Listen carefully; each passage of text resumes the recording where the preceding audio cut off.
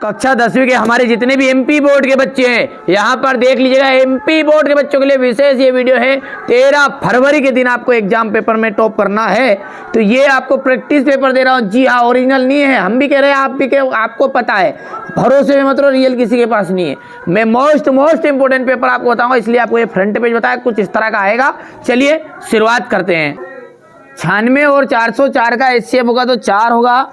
एक द्विघात बहुपद जिसके शून्यक -3 और 4 है तो वो होगा तो x की घात 2/2 - x/2 -6 आ जाएगा। यदि द्विघात समीकरण x² + bx + c के शून्यक अल्फा और बीटा है तो अल्फा प्लस बीटा का मान होगा माइनस का b बटा है और c बटा है। ठीक है, x अक्ष की दूरी यहाँ पर y का मान कहलाएगी। एक पेड़ की छाया 20 करनी 3 है तो एक पेड़ की ऊंचाई 20 मीटर हो तो सूर्य का उन्नयन कोण होगा 30 डिग्री। त्रिज्या r वाले उस वृत्त का त्रिज्यखंड क्षेत्रफल ज्ञात कीजिए जिसका कोण कितना है, p डिग्री है। तो यहाँ पर ये दा ऑप्शन राइट रहेगा। यहाँ से देख सकते हैं अपन, बढ़िया से आप तो कंप्लीट करो, निश्चिंत रहो। ठीक है, यहाँ से जो मैंने कहा है उसी में से आपका 100% श्योर फंसेगा। एक ऐसा समीकरण जिसका आलेख एक सरल रेखा होती है उसे क्या कहते हैं? देखो, आलेख सरल रेखा रहेगी तो वो कहलाएगा आपका रेखिक समीकरण। क्या कहलाएगा? रेखिक समीकरण। और दूसरा क्या है? समीकरण है 3x² - 2x + 1/3 = 0 में विविक्त कर कितना है? शून्य है। क्यों बना शून्य? तो यहाँ देखो फॉर्मूला क्या है हमारा, b² - 4ac, और b² यानी b का मान है 2 - 2 की घात 2, 4 × a का मान हो गया 3, c का मान हो गया 1/3। तो ये कितना हो जाएगा? विविक्त कर इसका शून्य हो जाएगा। समांतर श्रेणी 3/2, 1/2, माइनस का 1/2, 3 माइनस का 3/2 में सार्वंतर देख लीजिएगा। तो सार्वंतर ये सोल्व कर दिया ऊपर यहाँ पे देखो, तो सार्वंतर कितना हो जाएगा? -1। सर्वांग सम त्रिभुज कैसे होते हैं? समरूप होते हैं। ठीक है, किसी बिंदु y की अक्ष से दूरी भुज या x निर्देशांक कहलाती है। स्पर्श बिंदु से जाने वाली त्रिज्या स्पर्श रेखा पर लंब होती है। ठीक है, इसके बाद में यहां से देख सकते हैं आप, ये अब है आपकी सही जोड़ी, है ना। समरूप चतुर्भुज हो गया वर्ग।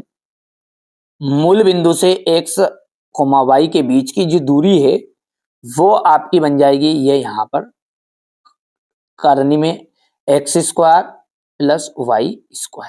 ठीक है भैया, क्योंकि यहाँ पर x1 और y1 ये जो फॉर्मूला होता है ना, दूरी सूत्र का फॉर्मूला इस तरह का होता है, x2 - x1 की power 2 plus y1 y2 - y1 की पावर 2, इस तरह का रहेगा।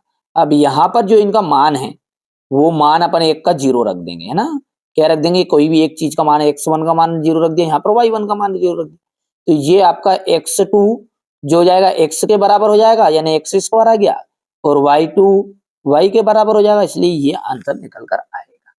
ठीक है, क्योंकि 0 रख दिया, एक मान अपन है ना, कोई सा भी 1 को बना लो या 2 को बना लो, बात वही है, और बाकी एक x हो जाएगा। यहाँ पर sin 0 डिग्री, देखिए sin 0 डिग्री का जो मान होता है वो 0 ही होता है। ये हो गया आपका तीसरा। 1 + cot² थीटा, इसका आ जाएगा, ये सर्वसम्मी का है, cosec² थीटा। tan 45 का मान होता है 1। ठीक है, इसके बाद है शंकु का आयतन। शंकु का आयतन है आपका 1/3 πr²h, ये आपका छठा हो जाएगा। ठीक है भैया, यहां से आप देख सकते हैं। बढ़िया से आपको कंप्लीट करना है, जो चीजें मैं बता रहा हूं वही परीक्षा में आपको देखने को मिलेगी भी, सही ऐसा नहीं है ना। यहां से देखिएगा, पहले का तो आपका स्क्वायर आ जाएगा, ये वर्ग। दूसरे का आपका ये यहाँ पर, तीसरा sin 0 डिग्री का 0 आ गया था। 1 + cot² थीटा का आ जाएगा आपका cosec² थीटा, ये आपका 4th नंबर वाला। tan 45 का मान होता है, tan 45 का मान होता है 1, और ये आपका 6 आ जाएगा। आप तो बढ़िया से कंप्लीट करो। मैंने कहा ना, जो बच्चा मेहनत करेगा, अच्छे से अंक प्राप्त करना चाहता है, तो मैं जितनी चीजें बता रहा हूं ना उनको आप तो अच्छे से कंप्लीट कर लो। दृष्टि रेखा की परिभाषा लिखिए, देखिए। ठीक है, वस्तु और हमारी आंख को मिलाने वाली रेखा, क्या लिखेंगे अपन? वस्तु और हमारी आँख को मिलाने वाली रेखा, ये कहलाती है आपकी दृष्टि रेखा कहलाती है। ठीक है भैया, चलिए वृत्त के चाप की लंबाई का फॉर्मूला आपको बताना है। तो वो होता है वृत्त की चाप की लंबाई का फॉर्मूला होता है 2πr थीटा बटा 360। अर्धगोले के आयतन का फॉर्मूला होता है 2/3 πr क्यूब। माध्यिका का फॉर्मूला m इक्वल हो जाएगा l निम्नतम सीमा, ठीक है, वर्ग अंतराल की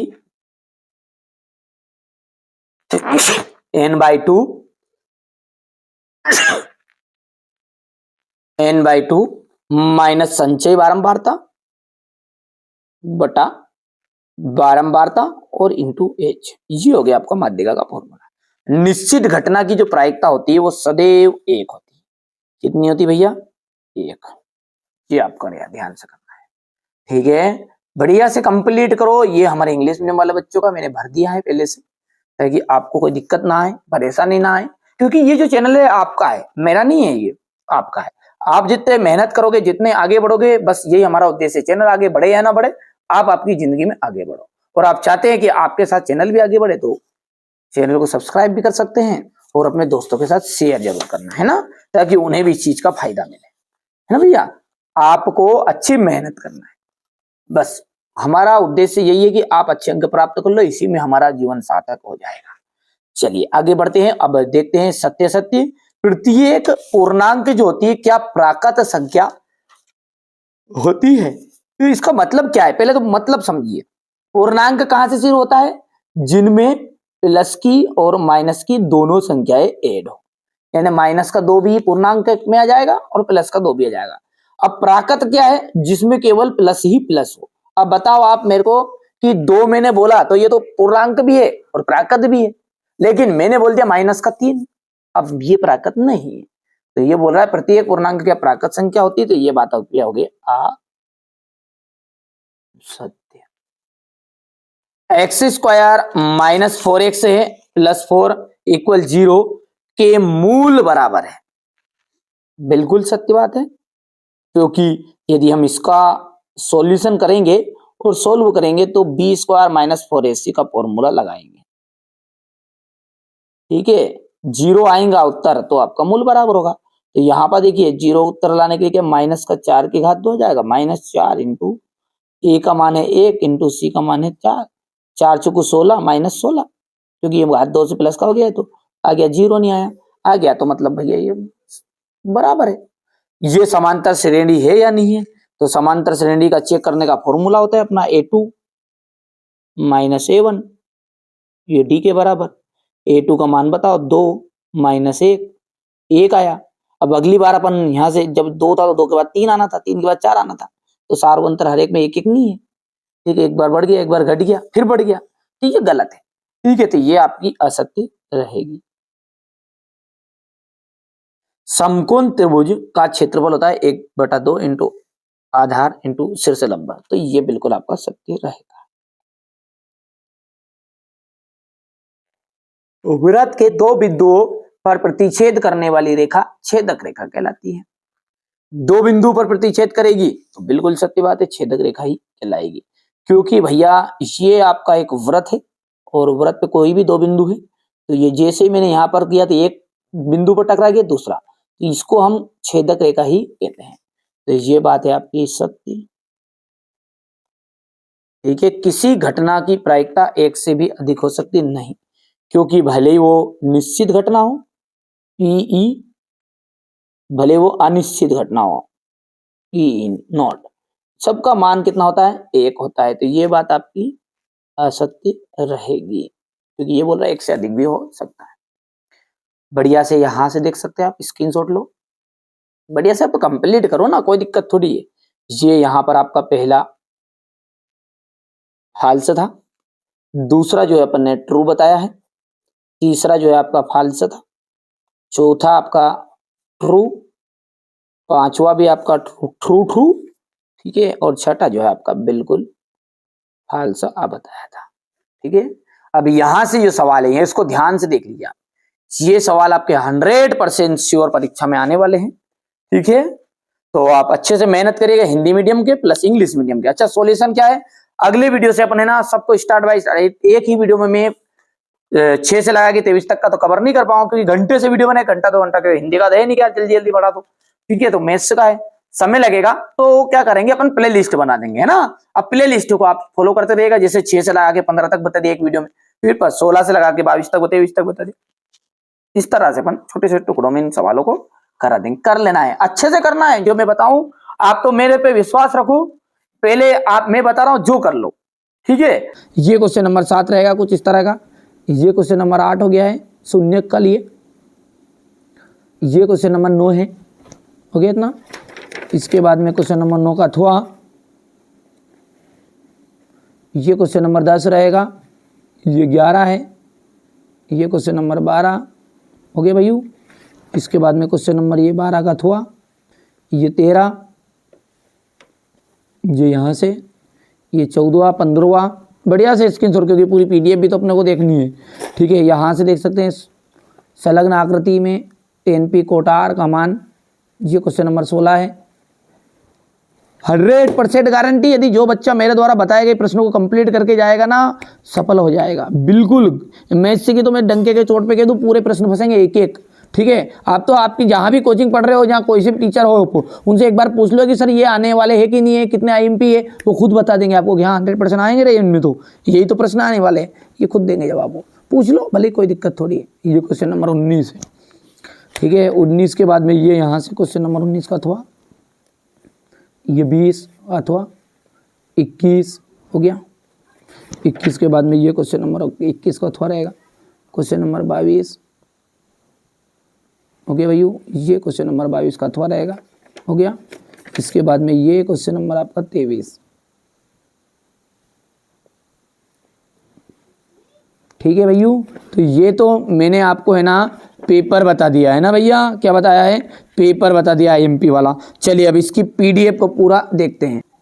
यहाँ से देख सकते हैं, ये क्वेश्चन नंबर 6 है आपका। ठीक है भैया, इसके बाद में ये इसका अथवा रहेगा, यहाँ से क्वेश्चन नंबर 6 का ये थोड़ा सा छोटा करेंगे अपन। ये हो गया इतना। इसके बाद में यहाँ से क्वेश्चन नंबर 7 की बात करें अपन, तो माना की करनी 3 + 2 करनी 5 क्या है, एक परिमेय संख्या, वो पूछ रहा है अपरिमेय। अपन ने बोला ऐसे परिमेय, ऐसे करके सिद्ध कर लिया है। ये इसका पूरा सॉल्यूशन मैंने एक सेपरेट लॉन्ग वीडियो में बता दिया है, करके सोल्व। ये तो हमारे बच्चों को नोट से चाहिए था, जिनको उनके लिए बता रहे हैं ये ना, बढ़िया से करना है कंप्लीट। ये स्क्रीनशॉट ले लेना यहाँ से, हो गया। यहाँ से क्वेश्चन नंबर 8 रहेगा। ये क्वेश्चन नंबर 8 का अथवा। ये रहा क्वेश्चन नंबर 9। ये कुछ बेसिक रहेगा आपका क्वेश्चन नंबर 10 के लिए, पहले किस तरह की रेखाएं रहेगी तो कैसे हल रहेगा। अब ये क्वेश्चन नंबर 10 है, आपके युग्म पूछ रहा था इसमें कौन से युग्म है। ये आपका 10 का अथवा है, 2 बार करके आएगा वो, हो गया इतना। फिर इसके बाद में ये यहाँ से ये क्वेश्चन नंबर 11 आपका। ये क्वेश्चन नंबर 11 का अथवा पहले से ही देख लो। ये क्वेश्चन नंबर 12।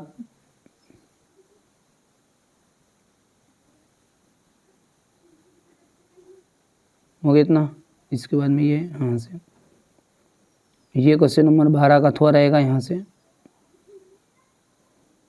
ठीक है भैया, इसके बाद में क्वेश्चन नंबर ये 14।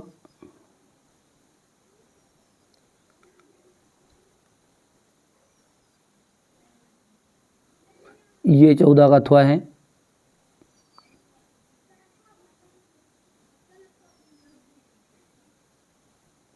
इतना हो गया है।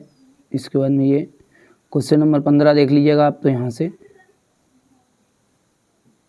ये 15 का अथवा है।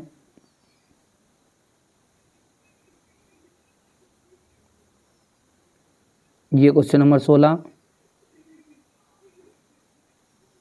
इसके बाद में ये यहाँ से ये क्वेश्चन नंबर 17, ये इसका थोड़ा रहेगा, ये 17 का थोड़ा रहेगा, देख लो ध्यान से। क्वेश्चन नंबर 18,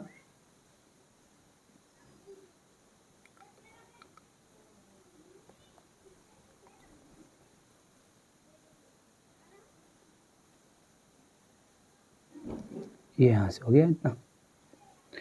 क्वेश्चन नंबर 19 ध्यान से देखो,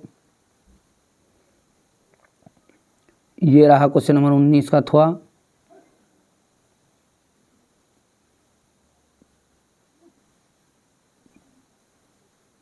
ये क्वेश्चन नंबर 20,